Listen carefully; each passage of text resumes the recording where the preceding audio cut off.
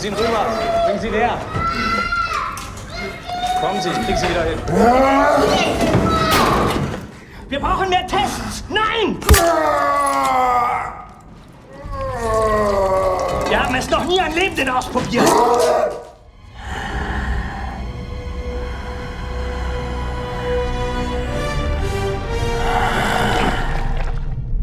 What happens when you mix the cinematography and sensibilities of Saving Private Ryan with the alternate reality storytelling style and graphic violence of Inglourious Basterds, as well as the story elements from the Wolfenstein game series? You get a brilliant unofficial Wolfenstein adaptation, and one of the best unintentional video game to film adaptations ever.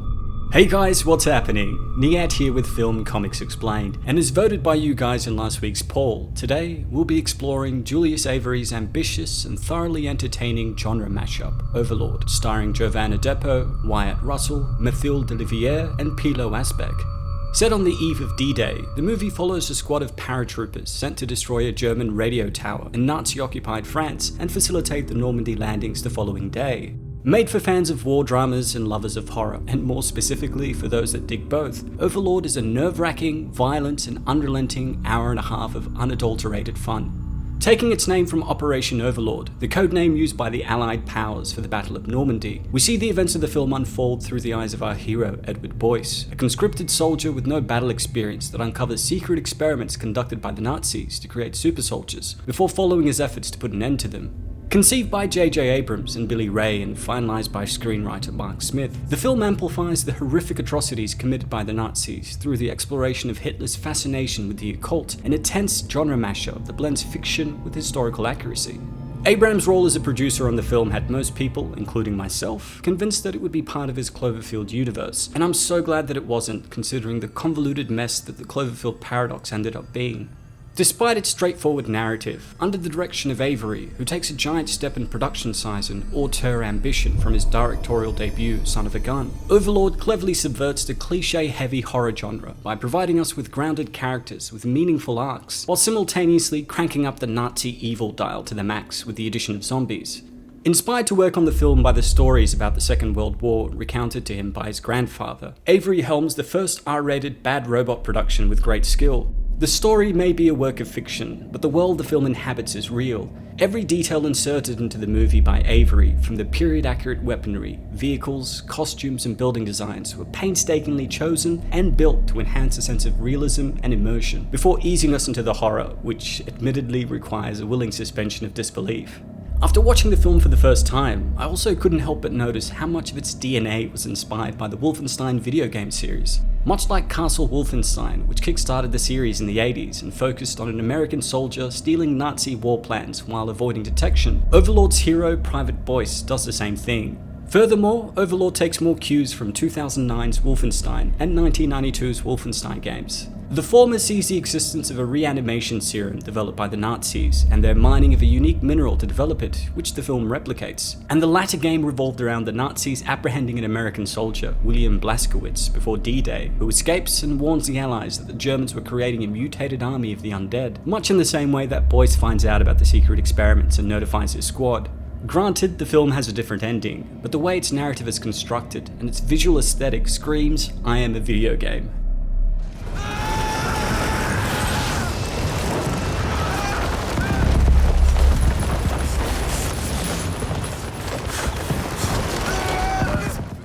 One of the best things about this film is that it doesn't try and force the mashup of genres down our throats from the start. Opening to a black and white overview shot of the Allied forces heading towards Normandy, accentuated by real recordings made to embolden the troops, we don't get introduced to its fantastical elements until much later. This quickly helps establish the setting, tone, and visual style of the film, before slowly morphing to colour and introducing us to our main characters, Private Edward Boyce, Corporal Lewis Ford, and Privates Tibbet, Chase, Rosenfeld, and Dawson of the Unsullied. After a rousing speech from their squad leader, Sergeant Renson, aka Budget Dave Chappelle, who explains that their mission was to destroy a radio tower to support the imminent D-Day attack and minimize Allied casualties, the plane they are on is shot down, forcing the troops to jump out earlier than expected. This leads to an incredible, nail-biting continuous take, like something out of a video game, with Boyce jumping out of the plane, nearly drowning in a lake, and then being fired upon by German soldiers, before our hero is found by Corporal Ford. It's important to note that Boyce wants to complete his mission of destroying the tower, but his priority is to go home without harming another living creature, making him relatively useless in the confines of war. We had this mouse, it gets in the barracks back at base, right? Thing's shitting all over the place. So Sarge, he orders somebody to kill it. So Boyce here, he catches the thing in his boot, and he sets it loose in a field. This is an admirable quality, and his ability to see the value in each individual becomes the moral backbone of the picture. But his inexperience in war and gentle nature is the reason he lacks the conviction to follow through on his ideals. This is first noted when he and Ford witness their CEO getting surrounded by German soldiers. Boyce wants to help Renson, but Ford impresses upon him the importance and priority of their mission, and so they ultimately watch as their leader is executed. However, through the events of the film and choices he's forced to make, Boyce goes through a significant transformation of self. Reuniting with Tibbett, Chase and Dawson, sadly, all that remained of the 101st Airborne Squadron, the group move on towards the tower located within a small French town and lose Dawson to a landmine.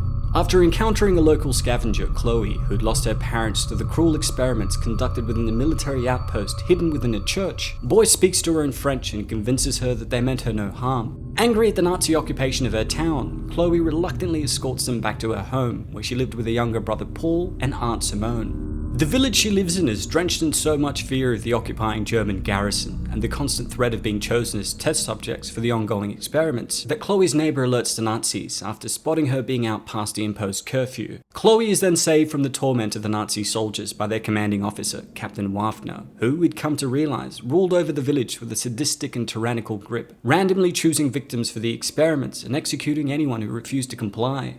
Hiding up in Chloe's attic, Ford orders the abrasive Tibbett and clueless photographer Chase to check the rendezvous site for more of their regiment, while Chloe explained how the Nazis had killed her parents and experimented on her Aunt Simone, who'd become ill and physically deformed from what they did to her. Moments later, Waffner and his soldiers arrive at the home for a full inspection, with the captain intending on sexually assaulting Chloe as he had done in the past. Boyce tries again to intervene as he'd planned on doing with Sergeant Renson and is stopped by Ford, who stresses the importance of their mission. But it's here that our hero stops being a passive character, develops some agency, and begins to transform into an active character, ultimately defying his orders and stopping Waffner at gunpoint.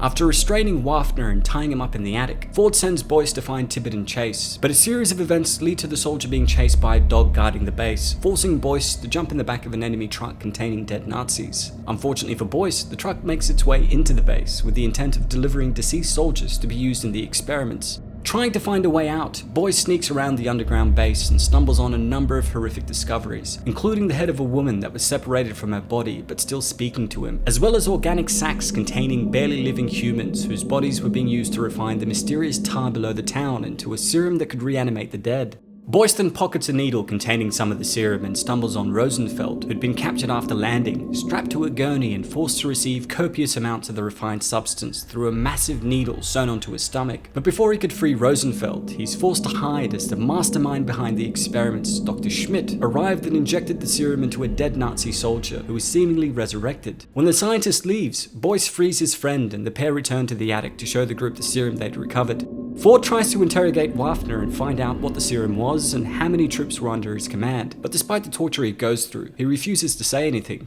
Using the information he had from Boyce's unintentional infiltration, Ford devises a new plan for them to take the tower down with their limited numbers, but Waffner overpowers the inexperienced Chase and grabs his pistol, shooting him in the chest several times before being subdued. With the death of Chase, Boyce grabs the needle he'd recovered from the lab and injects it into the fallen soldier, who springs back to life with great vigor. However, before the confused squad could celebrate, Chase starts mutating horrifically and becomes violent, forcing Ford to repeatedly shoot him. Despite breaking his neck and being riddled with bullets, the soldier springs back up again, revealing the horrific extent of the work being conducted by Waffner and Dr. Schmidt, which forces Boyce to smash his head to bits in order to protect the group. It's here that Waffner reveals that the serum was being designed to provide the 1,000-year Third Reich with immortal soldiers, before grabbing Paul and running outside. Though he manages to escape, Waffner is shot in the face by Ford and forced to retreat back to the base. Ford decides that they have to take the tower down immediately and insists that Paul's rescue wasn't a priority. But Boyce disagrees with him and impresses upon him the importance of not only taking the tower down and rescuing Paul, but of also destroying the lab to ensure that the serum didn't get into anyone else's hands. This was a great example of character values and conflict. In John Truby's The Anatomy of Story, he writes, "Identify a set of values for your hero and each of the other main characters. Make each set of values as different from the other as possible. As your hero and his opponents fight over the goal, make sure their values come into direct conflict." Boyce and Ford want to achieve the same goal of destroying the tower, but have a different set of values which put them into direct opposition with each other. At his core, Boyce still has the same admirable qualities of compassion, humility, and commitment to his cause, but through conflict he gains some perspective. As a soldier, he's responsible for the safety of his squad, and in order for them to complete the mission, win the war, liberate the oppressed and return home, he needs to be prepared to do what's necessary. Ford, on the other hand, cares little about his squad members and wants to complete the mission at all costs, but it's through the struggle that both Ford and Boyce grow as characters. Boyce learns that killing under certain circumstances doesn't diminish his outlook on the value of human life, it reaffirms it, and Ford realizes that there was no point in completing the mission if he didn't care about the human aspect of it. It's precisely because of this that Boyce not only stands up to his superior officer, but through his conviction, as well as a developing respect from his peers, who now saw his ideals as a strength and not a weakness, Boyce is able to convince Ford that they shouldn't lose sight of their humanity to achieve their goal, and they ultimately decide to destroy the tower, the lab, and rescue Paul. I can lead us straight there. Okay. Returning to his lair and much to the horror of Schmidt, Wafner, whose face had been disfigured from the bullet wound, injects himself with multiple doses of the serum, causing a rapid mutation and making him grow increasingly mad. Arriving at the base, Tibbett and Rosenfeld create a distraction to divert the soldiers towards them, while Boyce, Ford and Chloe snuck in. Chloe leaves the pair in search of Paul and manages to free him, only to be attacked by a failed experiment that had been injected with an unstable variant of the serum, who she awesomely defeats using a flamethrower. As they set the charges on both the tower and lab below it, Boyce and Ford encounter Schmidt and Wafner, who attempt to kill them. And though Boyce defeats the scientist using his training, Wafner proves to be too powerful for Ford, beating him to a pulp and impaling him on a meat hook before turning his sights on Boyce. Ford unhooks himself and injects the serum into his body, giving him renewed strength, but Wafner, who doubled his dosage, incapacitates him, leading Boyce to shoot a gas tank beside Wafner's feet, sending him flying into the tar pit below. Boyce then helps Ford up and the two make their way to the exit, but the corporal locks himself in the lab, stating that neither side should get their hands on the serum as the ramifications would be catastrophic. As Wafner and the other infected soldiers in the lab that had been awoken by the explosion begin advancing on the exit, Ford lights the fuse on a demolition charge in a small nod to his father's role in the thing and blows himself up, triggering the other explosives planted within the church and ultimately destroying the base and everyone inside. This leads to another magnificent continuous take that saw Boyce zigzag around the base to reach outside as the walls caved in around him, matching the technical wizardry of cinematographers Laurie Rose and Fabian Wagner's opening aeroplane scene and complementing the film's video game motif. With the arrival of reinforcements that were able to fly in due to the actions of the squad, Boyce is debriefed by his colonel, who asks whether there was any truth to the rumours he was hearing from the locals about a secret experiment, and if it would be worth their time digging through the rubble, but Boyce insists that it was merely a tower control room that had now been turned to ash. Told that what remained of his unit would be folded into another regiment, and having accepted his new reality, Boyce returns to his squad and smiles at Chloe, who was helping an injured soldier. Tibbett humorously complains about them not being sent home after the hell they went through, but Boyce encourages him and Rosenfeld by saying that they still had a job to do. I love this movie and think it's outstanding, managing to not only blend a handful of genres, but also draw upon both narrative and visual cues from several mediums to tell a superbly executed original story.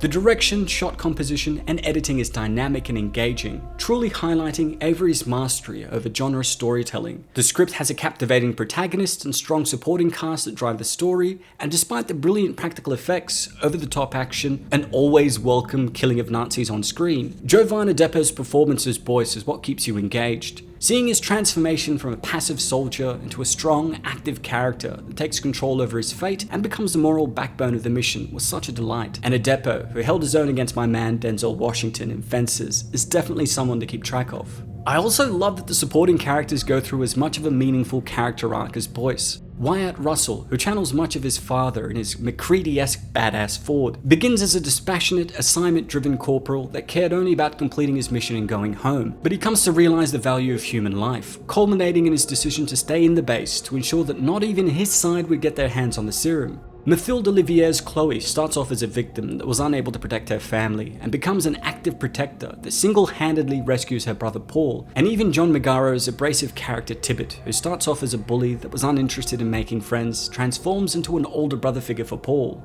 Having said that, I must confess that at first there was something that really bugged me about Wafner, besides the character's lack of a moral code, and I soon realised that what troubled me was that his character was two-dimensional and superficially evil, leaning heavily on the stereotypical side. Don't get me wrong, I thought that Pilou Aspect's performance was okay, but we don't know what his goals or motivations really were. He also has no real impact on our hero Boyce. In fact, they don't exchange any meaningful dialogue, other than Wafner's derivative bad guy trying to kill the hero trash talk at the end.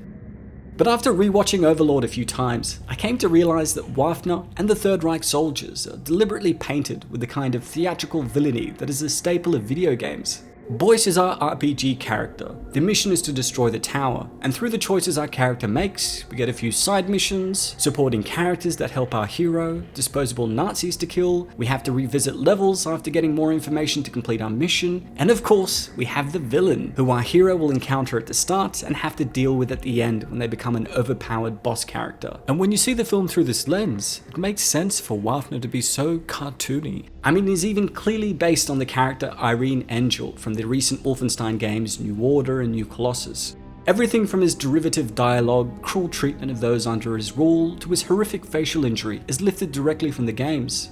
For me, this revelation made the final act, which I still think is the messiest of the three from a structural perspective, more forgivable, and what was otherwise a thrilling, near-perfect, unofficial video game adaptation.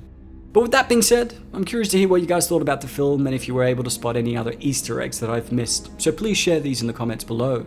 A huge thanks to everyone who asked that we cover Overlord, and those of you especially that voted in last week's poll. Don't forget to hit subscribe and click the notification icon to stay up to date on all my content, and if there's anything else you'd like to request, please don't hesitate to ask. As always, it's been a pleasure. Niyat here with Film and Comics Explained. Thanks for stopping by. T'inquiète pas. Ok, c'est super simple. C'est de ce côté.